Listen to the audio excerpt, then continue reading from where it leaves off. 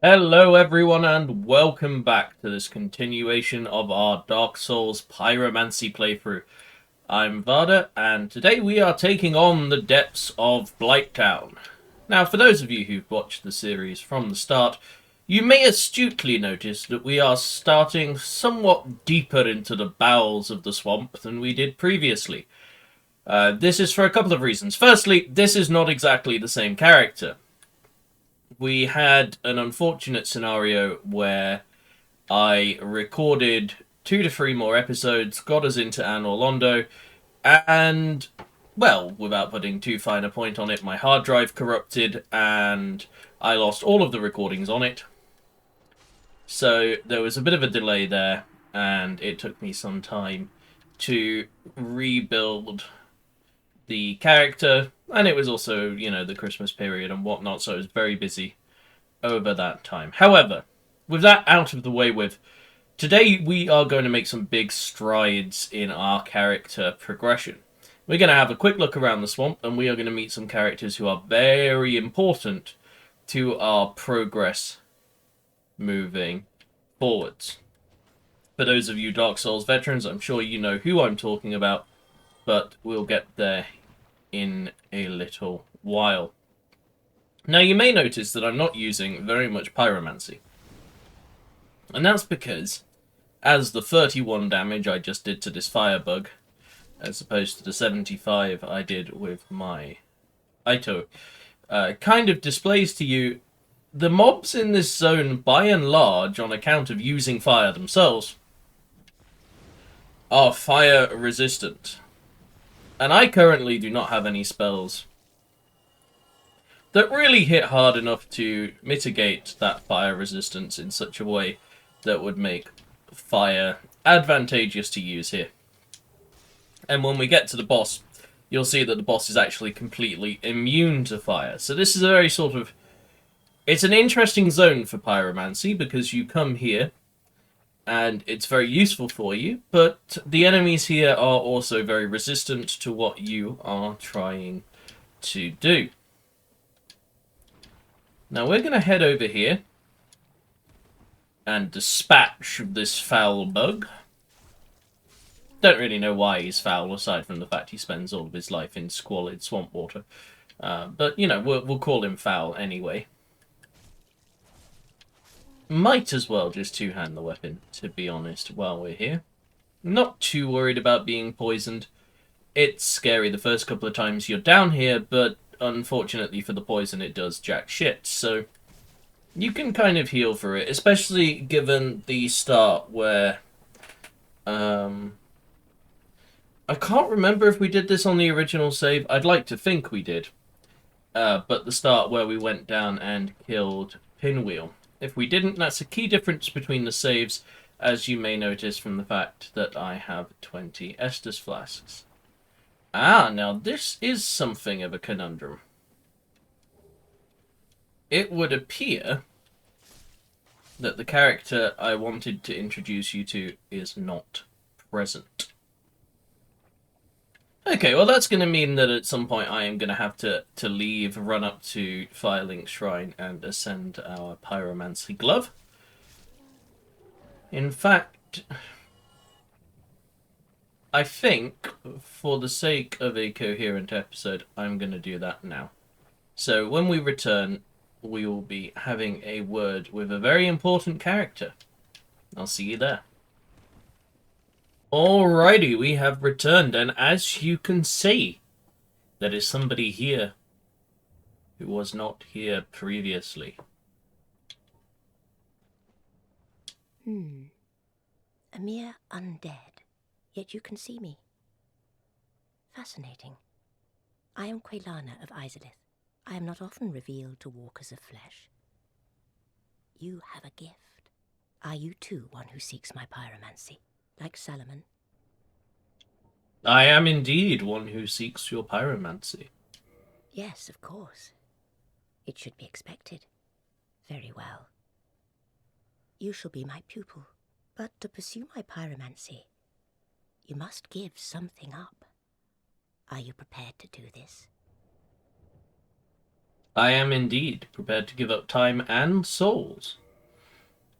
So, the reason that Quilana was not here previously is because I had only upgraded my Pyromancy Flame to +9 and not +10, and that appears to be the trigger. I thought that +9 was high enough, but I was very clearly mistaken. Now, the big advantage to this, even though, like I've said, the boss in this zone is immune to fire, is that this is the tutor which will allow us to access a number of really strong pyromancies and will significantly boost what we are able to use and make use of in our arsenal. However, as you can see, having to upgrade my pyromancy flame has left me a little bit short on the prerequisite cash.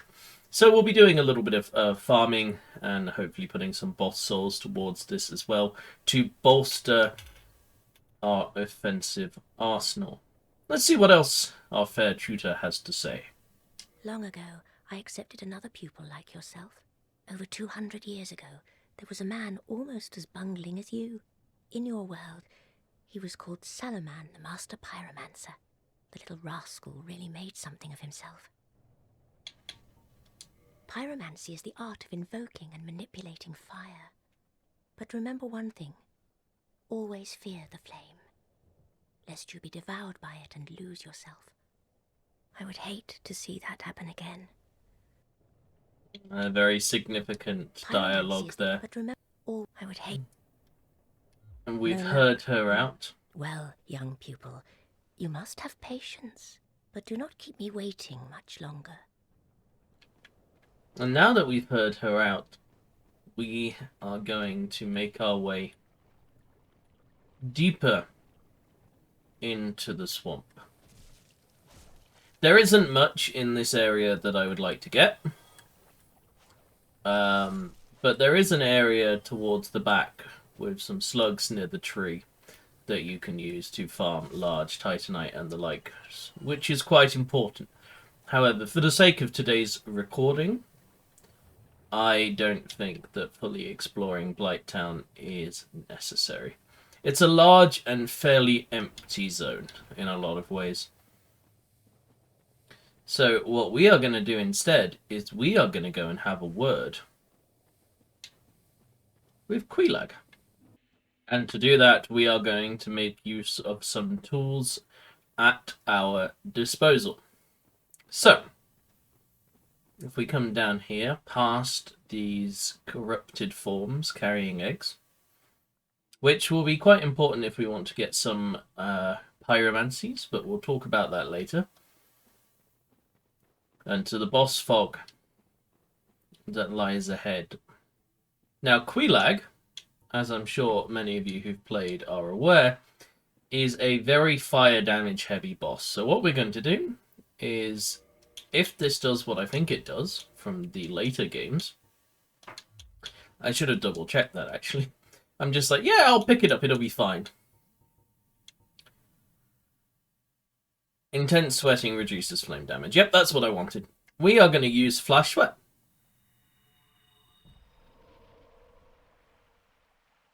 And then we are going to go and have a word with Quelaag herself.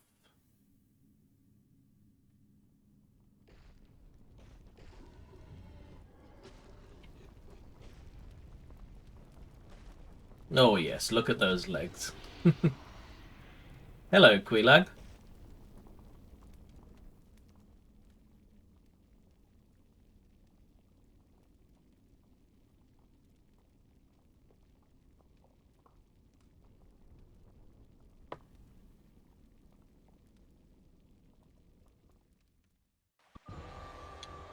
And we're going to pop some gold pine resin because we've put so many souls into leveling up our pyromancy hand and we can't use it in this fight. So I am going to use whatever we've picked up throughout our journey thus far to give me an advantage. For those of you who haven't fought against Quelaag yourself before, there's a rather nice safe spot just here on the right hand side of her face that if you keep moving, he says after he gets hit, will allow you, phased inside the spider there, but will allow you to dodge the majority of her attacks as long as you are careful. There are a couple of attacks that you would still have to be careful for, the close radius explosion being one of them. I'm hoping that Quelaag will demonstrate this for me.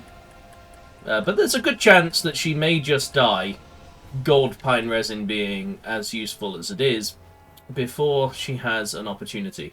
Our buff has worn off. We're going to be doing a little bit less damage now. And we're going to be taking a little bit more damage. Oh! Well, that was the explosion. I missed the tell. And I may well just die for it. Okay, we're alright. We get to chug a potion here. It's going to do a fire breath in front of it, spread some of that lava. But that's okay. That's a long attack which locks the boss in place, which gives us quite a bit of time to retreat, heal up, and go back in for the 2 final swings. And that, if you don't need any of the other loot, is Blighttown. And Blighttown's boss defeated. 20,000 souls falling into our pocket there. Very nice. We shall wait for this to dissipate. And then we shall make our way the wrong way, because I have got all sorts of turned around. Yes, there we go. I was so focused on the fight that I completely didn't notice that I was turned around. But that's alright. Our character could use the extra fitness anyway. It's got some gods and things to go up against later. A bit of extra running won't hurt.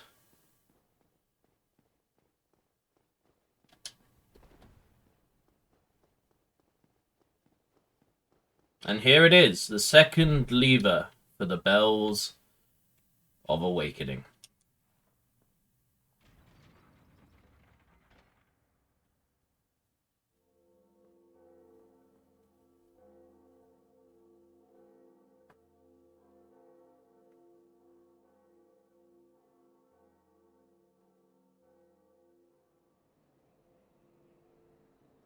Then somewhere above ground, where an onion bro doth sit pondering the troubles of a locked gate, a giant might provide the answer.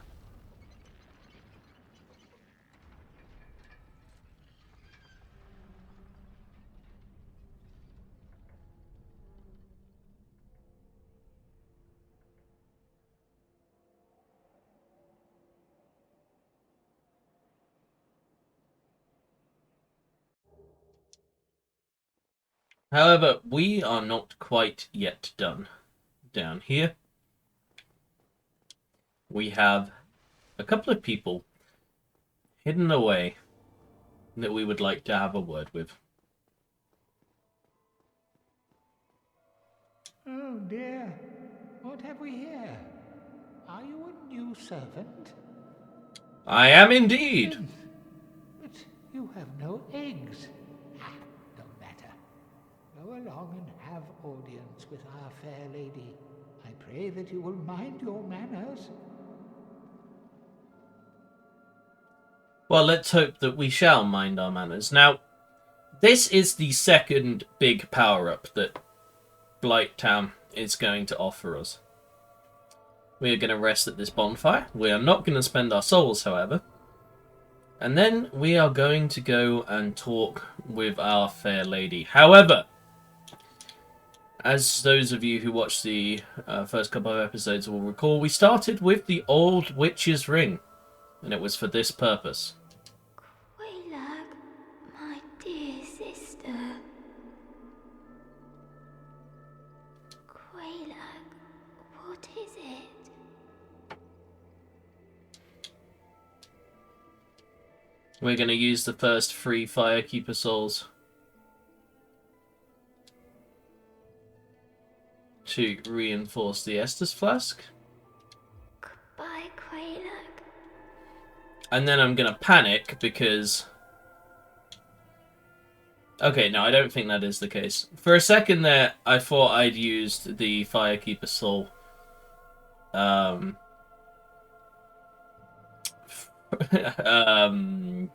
from, is it Anastasia?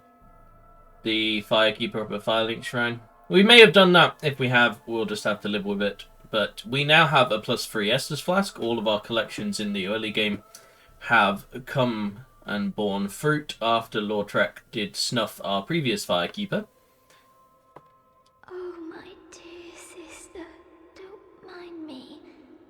It does not hurt terribly.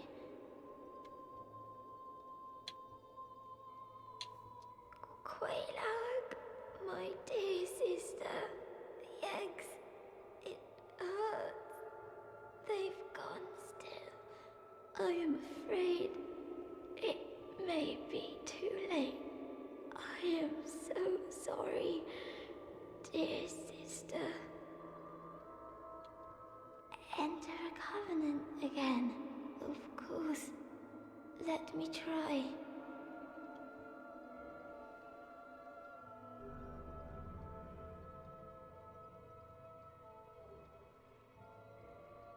And just like that, we have entered the Covenant. I'll be fine.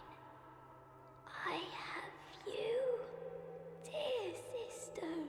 But promise me that you will take care of yourself. Oh, that line gets me every time. It is horrible. Now, I am going to offer... Oh, do I have to have used it? I do. Okay. Goodbye, Quaylag. Do be safe. Well, first of all, this has always been a heart-wrenching bit of dialogue for me. The fact that she thinks that you are her sister, who you have just brutally murdered and have no chance of not brutally murdering in the story, is deeply saddening. But you will act as her protector, unless you're a douchebag for the rest of the playthrough. So, you know, she hasn't lost out too much. Quaylag. We are now going to offer humanity, and we're going to offer 10 of it, because I believe this gives us the first rank in the Covenant. This was something I wasn't able to do. Oh, thank you, Quaylag. On the original save. And the reason for that is that I was not invaded by a bloke called Smo, Be safe. who, after I ran around backstabbing him and he couldn't land a hit, and he wasn't taking any damage for about 5 minutes, gave me a wave, dropped me some humanity and several divine blessings, and then left. So, if you do happen to watch this video, Smo, thank you for that. It made the start of a new playthrough that was a little bit daunting, getting back to where we were, considerably kinder.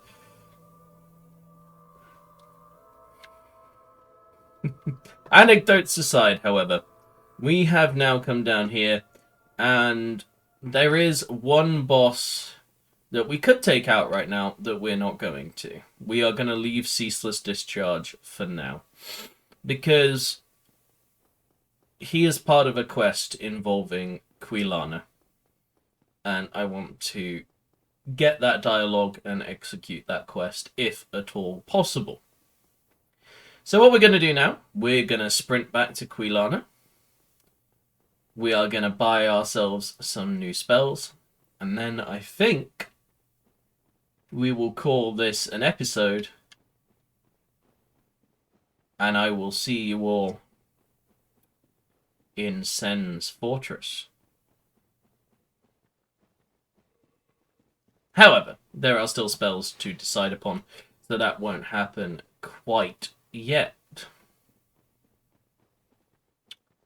If you were to stand at the bonfire and go to the right, then what you would be able to do, to the left, that way, the opposite way to the way that we have come while we've been in Blighttown, you would be able to access yourself a really good farming zone, where the slugs will drop a lot of large titanite for you, as well as several bits of green titanite.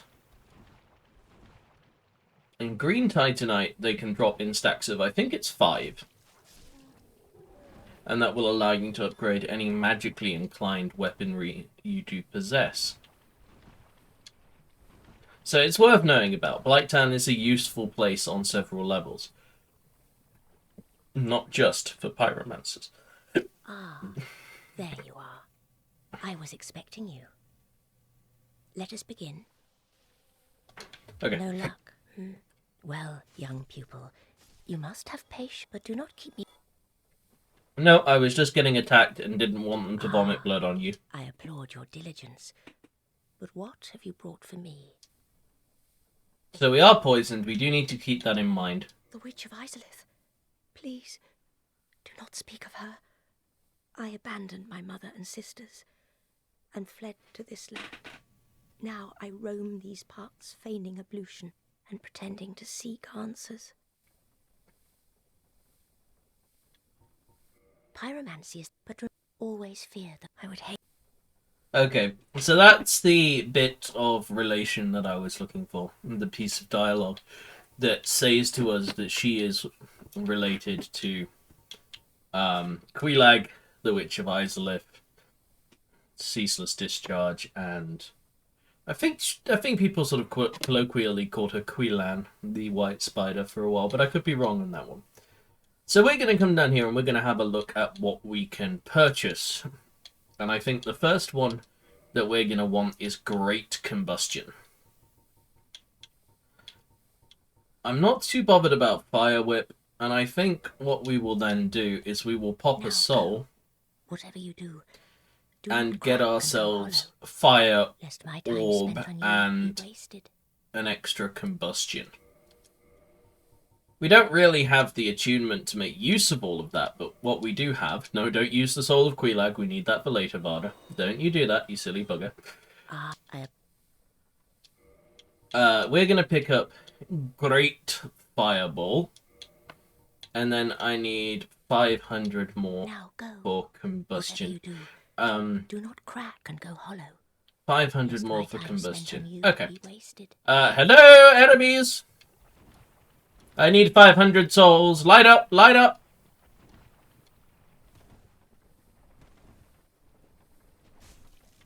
There we go. Thank you. That's 100, so I need to kill at least 3 more of you. Oh! Bollocks! You know when I said, remember, Varda, that you've been poisoned. We'll have to keep an eye on that. Alright, we have picked up our pride off of the floor after that last absent-minded slip-up.